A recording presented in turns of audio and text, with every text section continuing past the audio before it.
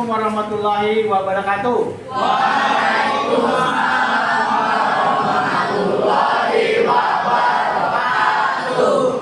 Nah, sebelum kita memulai pelajaran, marilah kita berdoa dulu menurut agama dan kepercayaannya. Mohon ketua kelasnya untuk memimpin berdoa. Silakan. Duduk siap. Siap. Mari teman-teman belajar marilah kita berdoa menurut kepercayaan agamanya masing-masing. Berdoa dimulai.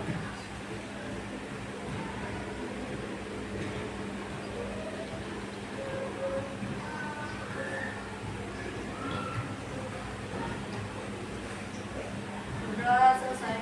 Beri salam.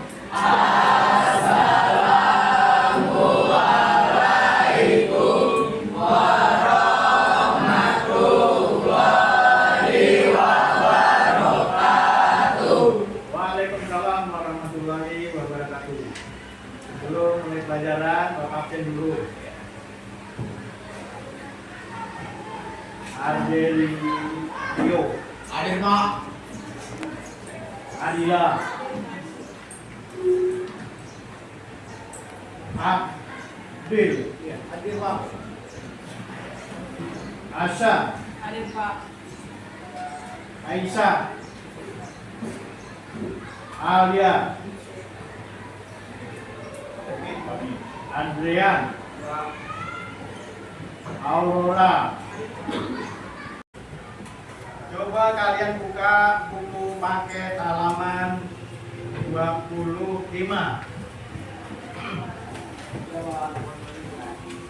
Pada halaman 25 kita menuju materi kita adalah berpikir komputasional.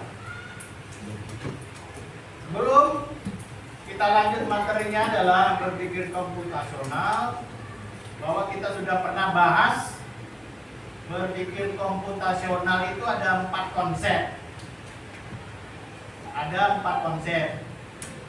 Siapa yang tahu berapa 4 konsepnya itu apa saja? Angkat tangan ya. 4 konsepnya yaitu Dekomposisi, abstraksi, algoritma, dan pengenalan pola. ulangi, nyaring-nyaring.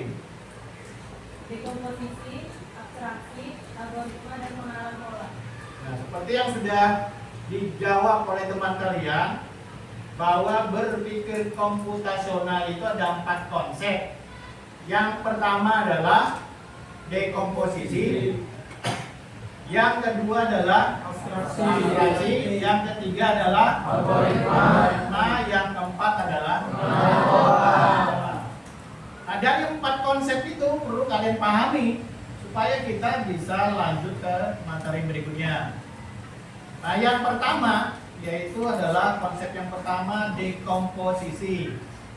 Siapa yang tahu pengertiannya? Ya, jelaskan. Dekomposisi adalah proses memulai atau memecah sesuatu yang kompleks menjadi bagian-bagian yang lebih kecil dan lebih sederhana untuk tujuan pemahaman, analisis, atau pengelolaan yang lebih mudah. Nah, jadi dari jawaban teman kalian itu, dekomposisi itu adalah intinya dari masalah besar itu kita menjadikan masalah-masalah yang kecil. Maksudnya kalau penjelasan tadi dari masalah yang besar itu dikelompok-kelompokkan menjadi masalah yang kecil. Nanti kita lanjutkan contohnya. Nah, berikutnya konsep yang kedua, siapa yang tahu? Ya, silakan jelaskan. Abstraksi adalah proses menyederhanakan atau menyarikan hal-hal yang kompleks dengan fokus pada bagian-bagian penting dan mengabaikan detail yang tidak relevan untuk tujuan tertentu. Ya. Jadi intinya kita mengabaikan yang tidak ada sangkut pautnya dari kegiatan itu, abstraksi tadi. Yang ketiga adalah setelah dekomposisi, abstraksi, yang ketiga adalah algoritma. Siapa yang tahu algoritma? Ya, silakan jelaskan. Algoritma adalah langkah-langkah sistematis dan urut yang digunakan untuk menyelesaikan suatu masalah atau mencapai tujuan tertentu. Dari penjelasan teman kalian bahwa algoritma itu intinya adalah penyelesaiannya harus berurutan. Jadi tidak loncat-loncat maksudnya. Ini berurutan itu dari nomor 1, 2, 3, 4 dan seterusnya. Jadi tidak boleh langkahnya itu dari 1 langsung ke 3. Nanti tidak boleh. Itu namanya yang disebut dengan konsep algoritma. Dan yang terakhir adalah pengenalan pola. Siapa yang tahu? Ya, silakan. Pengenalan pola adalah proses otomatis menggunakan komputer dan algoritma pembelajaran mesin untuk mengidentifikasi keteraturan atau tren dalam data konteks. Oke. Untuk pengenalan pola dari penjelasan teman kalian itu adalah mempelajari sesuatu pola tertentu sehingga kita bisa menjawab. Nah, dari penjelasan ini mungkin ada yang ditanyakan, sudah paham semua? Kalau sudah paham semua, kita lanjut halaman berikutnya. Jadi dari berpikir komputasional tadi halaman 25, yang kita bahas yang pertama adalah struktur data. Nah, di struktur data itu adalah yang kita bahas adalah yaitu struktur pohon dan struktur graf. Ya. Pada halaman 27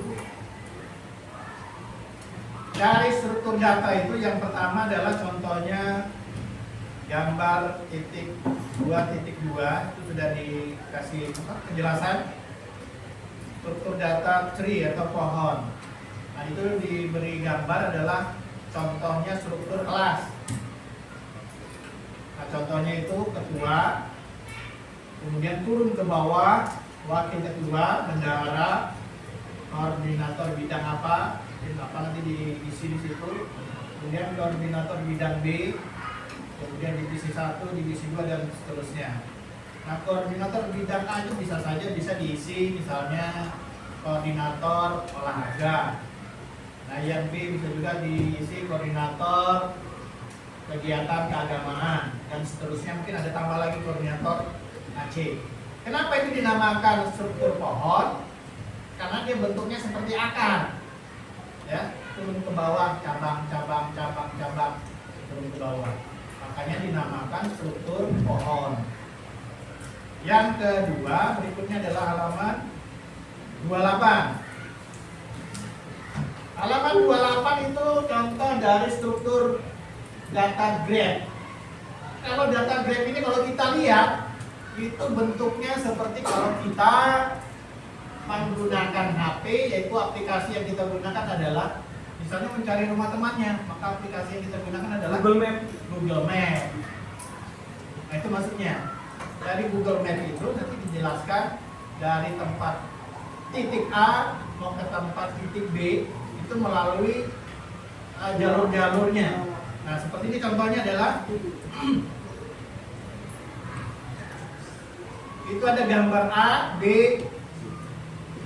C, D, dan E. Ya. Itu dijelaskan struktur graph.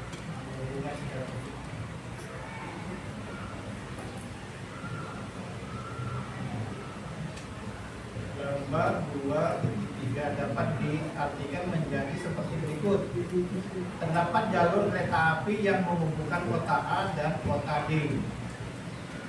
Terdapat jalur kereta api yang menghubungkan kota A dan kota C, kota D, dan D. Dan kota E tidak terhubung langsung melalui jalur kereta api. Dan seterusnya.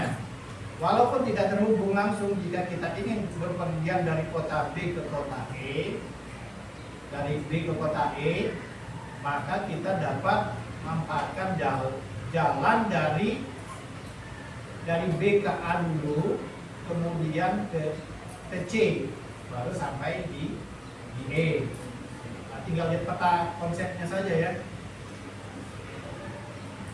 Nah, contoh berikutnya yang gambar 24 itu yang di bawahnya lagi, bukan arah panah. Contoh misalnya dari A ke C, dari A ke C, yaitu A menuju C, sedangkan jalan yang lain dua arah. Jadi grafnya menjadi seperti gambar 24. Itu ada tanda panahnya. Nah, sampai di sini ada pertanyaan? Ada Ada pertanyaan? Iya, Pak. Kalau tidak ada pertanyaan, kita lanjut prakteknya ya pada halaman 29. Coba masing-masing ke kelompoknya masing-masing.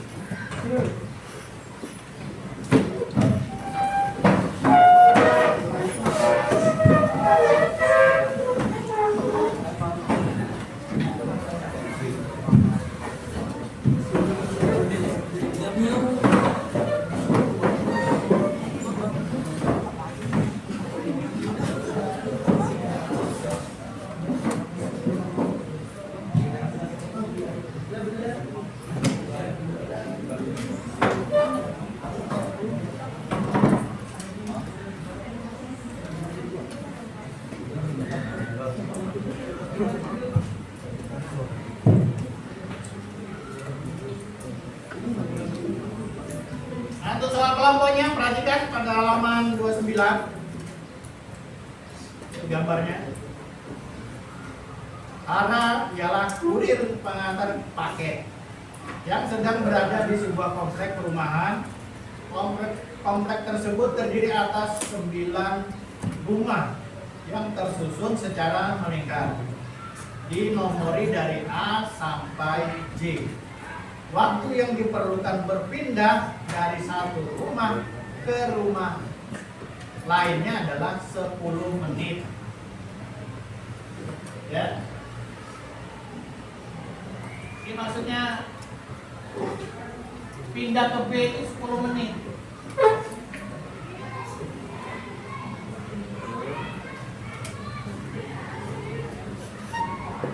Udah paham? Berarti kalau dari A ke D ke kanan, dari A ke D berarti berapa menit? 30 menit. Ya. Udah paham berarti? Nah, sekarang saat ini Hara berada di rumah H.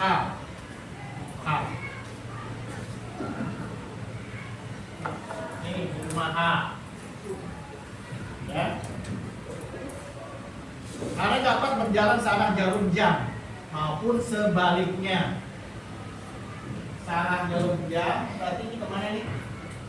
Ke kanan, ke bawah. Terus Ke bawah. ke sana, ke kanan apa ke kiri? Kanan. Nah, searah jarum jam itu ke kanan. Iya, itu.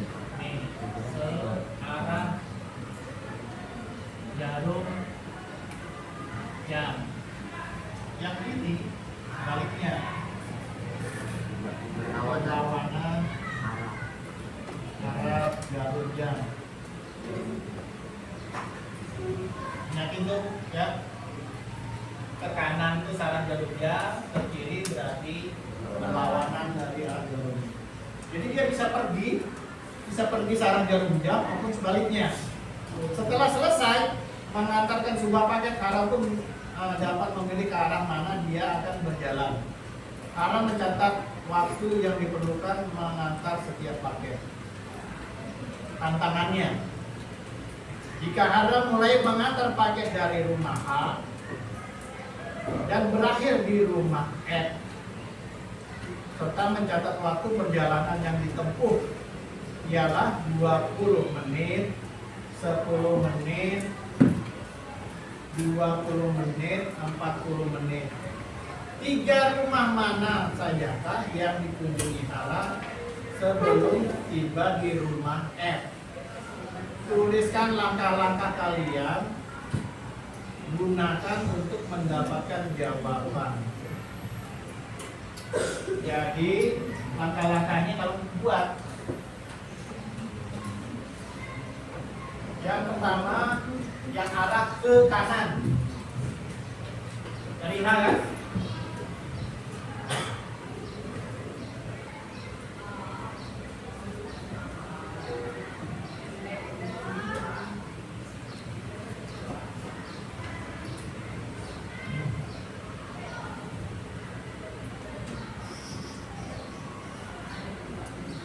Nanti kamu lanjutkan. Mulai dari H. Perjalanannya kita mulai dari yang 20 menit. Kan ada 20, ada 10, 20 dan terakhir 40. 20 menit berarti kita melangkahi berapa rumah? 2 rumah. Kita mulai dari H. Dari H 20 menit. Berarti tibanya di mana nih? Kalau arah kanan. Di A. Kalau yang kiri, tibanya di Berapa menit tuh? iya Pak? Di F. Ini masih 20 menit. Ini kanan. Ini kiri. Paham? Nah, kemudian lanjut kanan, kiri lagi dari A. Kemudian dari A itu 10 menit. 10 menit ini. Tibanya di mana? Ini. B. Ini. B. Di. B. J. Nah, kalian lanjutkan yang ini. Yang ini 10 menit juga. Ini lanjut lagi. Lanjut lagi. Ini yang berapa menit nih? B. Berapa nih? 20. B. Ya. B. Yang ini 20 lagi sama. Juga. Nah, lanjut lagi yang ini sudah dapat. Lanjut ya. 40 menit. Ini yang 40 menit juga. 40 menit juga sama ini. Nanti buat cabangnya agak besar ya. Nanti dari peta konsep ini ketahuan yang 3 rumah itu yang dilalui oleh arah.